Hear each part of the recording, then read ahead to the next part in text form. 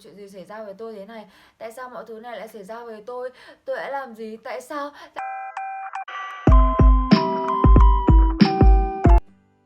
Các bạn, từ khi tớ sang đây đến giờ thì có khá nhiều người bạn của tớ nói rằng là mày nên làm vlog đi, mày nên thử làm một vlog về vấn đề đi du học xem.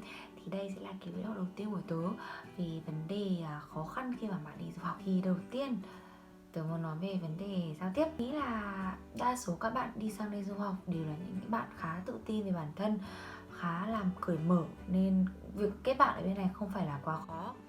Nhưng đối với tớ và có lẽ là một số bạn khác gặp vấn đề về giao tiếp khá là nhiều khi mà tiếng Đức của tớ không được tốt cho lắm. Vấn đề lớn nhất của tớ có lẽ là tại vì tớ quá ngại. Tớ không dám bắt chuyện, tớ không dám nói chuyện với người ta và tớ luôn mong chờ rằng người ta sẽ nói chuyện với mình.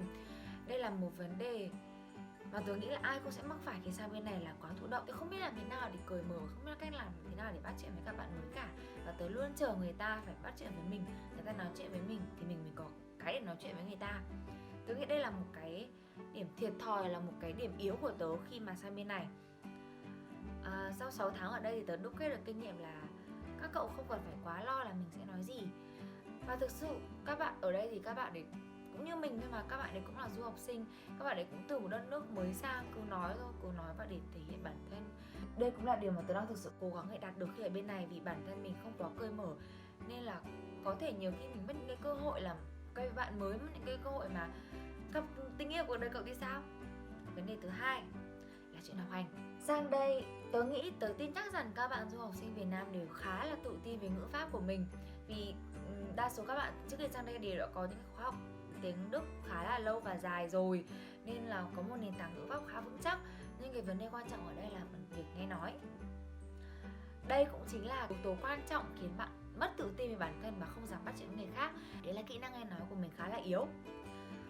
Sang đây 6 tháng rồi và cái việc nghe nói của tớ vẫn gần như là chỉ nhích hơn được một chút thôi. Thế nên là tớ thực sự cực kỳ căng thẳng khi là cái kỳ thi nó đến. Ví dụ như hôm nay tớ phải làm một bài thuyết trình trước lớp, và thực sự khi mà thầy gọi tên tớ, đầu óc tớ không có một cái gì nữa luôn. Khi mà tớ chuẩn bị bài ở dưới lớp nhá, tớ chuẩn bị gần như là đầy đủ các cái ý mà mình sẽ phải nói gì, nói như thế nào, ý như thế nào, từ vựng như thế nào, khá là ok. Nhưng mà khi mà bước lên trên đấy và nói trước các bạn, đầu óc tớ hoàn toàn trống rỗng. Tớ lên đấy, tớ nói được những cái gì mà tớ còn có thể đọc lại trong đầu tớ, nhưng mà gần như những cái ý chính biến mất. Tớ lặp đi lặp lại những cái câu mà tớ đã nói rồi, cái sắp xếp ý tưởng của tớ lung tung xộn cả lên. Và ngay vì cái việc căng thẳng như thế khiến các cậu nói không rõ ràng, khiến mọi người khó hiểu và đương nhiên là ảnh hưởng đến điểm số của cậu. Mà đây tớ chỉ mới học dự bị thôi, tớ chưa được vào đại học. Tớ đã tưởng tượng rằng nếu bây giờ mà kỹ năng nói của mình như thế này thì làm thế nào mà mình có thể vào đại học được và để giao tiếp với các giáo sư hay là các bạn ở đại học, tức là các bạn đã có một cái kỹ năng nói nhất định rồi và khá là trôi chảy rồi, thì tớ phải làm như thế nào. Đây vẫn là câu hỏi nan giải với tớ, và tớ nghĩ là có thể là một thời gian nữa tớ sẽ khắc phục được nó bằng cách cố gắng tự tin hơn. Nhưng đây là một những cái vấn đề khó khăn mà tớ vẫn chưa giải quyết được. Cái cảm giác video này thực sự không giúp đỡ các cậu được nhiều lắm, chỉ là chia sẻ thôi. Vấn đề thứ ba tôi muốn nói đến là vấn đề tâm lý khi sang bên này. Du học là để không phải ở nhà nữa, để được tự do. Nhưng không, sang đây các cậu sẽ gặp rất nhiều khó khăn khác trong việc giao tiếp, trong việc đời sống hàng ngày. Những khó khăn tưởng chừng rất là nhỏ và chả có ảnh hưởng đến cậu cả, có thể ảnh hưởng cực kỳ to lớn và làm cậu suy sụp.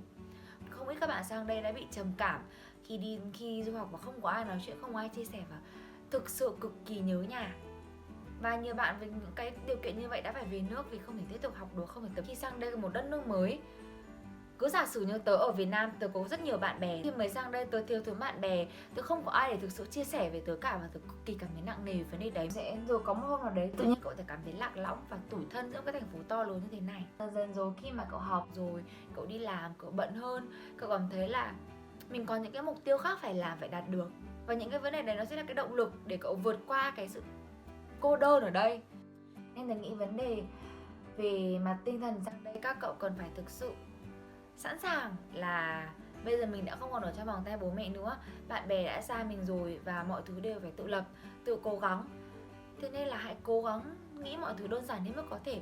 Đơn giản hóa mọi vấn đề sẽ khiến bạn sống dễ dàng hơn rất nhiều so với việc quá để ý những cái tiểu tiết, quá để những cái khó khăn của mình và thổi phồng nó.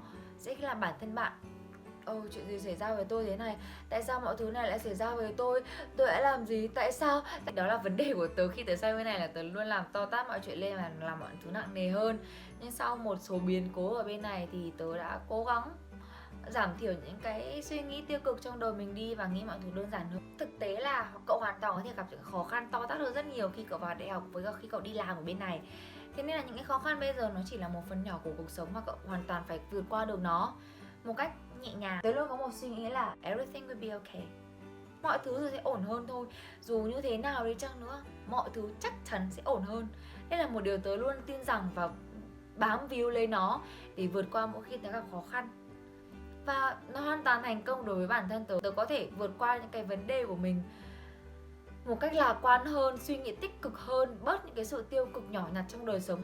Cậu có thể cậu có thể tìm những cái niềm vui tích cực cho bản thân mình dù nhỏ thôi. Ví dụ như là sau một ngày mệt mỏi về nhà nấu một bữa cơm thật là ngon, tận hưởng nó và dành cho bản thân mình 1 đến 2 tiếng xem phim, tận hưởng một chút.